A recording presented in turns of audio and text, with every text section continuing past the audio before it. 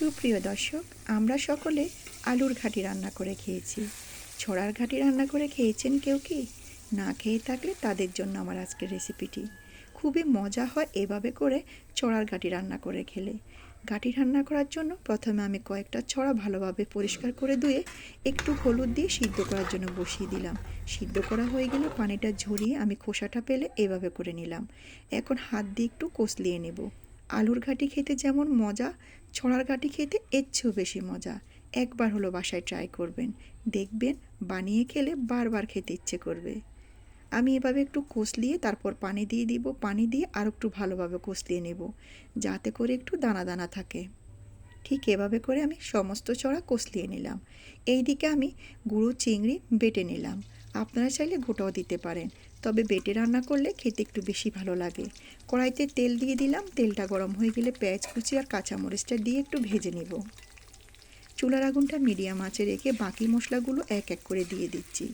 এই ছড়ার ঘাঁটি রান্না করতে কিন্তু বেশি মশলার উপকরণ লাগে না। অল্প কয়েকটা মশলা দিয়ে খুবই মজাদার ছড়ার ঘাঁটি রান্না করে খাবেন। যারা ছড়া খেতে চান না তারা পর্যন্ত চেটেপুটে খাবে এই ছড়ার ঘাঁটি রান্না করলে। প্রথমে আমি ভাজা জিরার গুঁড়া দিলাম 1 চামচের মতো, তারপরে দিয়ে দিলাম রসুন বাটা, এরপরে হলুদ গুঁড়া। ধাপে ধাপে মশলাটা দিয়ে আমি একটু কষিয়ে নিচ্ছি।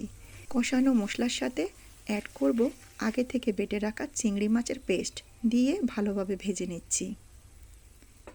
আপনারা চাইলে কিন্তু এখানে গরুর মাংস বা মুরগির মাংস এভাবে পেস্ট করে এই ছড়ার ঘাঁটি রান্না করতে পারেন, খেতে অসম্ভব মজা লাগবে।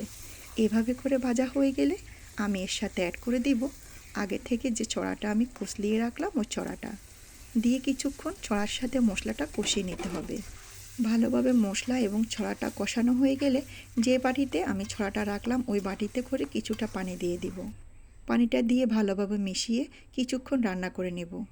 যখন ছড়ার ঘাঁটিটা এভাবে একটু ঘন হয়ে আসবে তখন এর সাথে অ্যাড করে দিব ধনিয়া কুচি, কারণ এই ছড়ার ঘাঁটিতে ধনিয়া কুচি দিতে হবে, একদম ফ্রেশ ধনিয়া কুচি দিবে। চাইলে আপনারা এখানে টমেটো কুচি বা তেঁতুলের ছাড় দিতে পারেন। আজকে আমি তেঁতুলের ছাড় ছাড়াই রান্না করব। ধনিয়া কুচি দিয়ে দিলাম আর ফোড়ন দিয়ে দিলাম।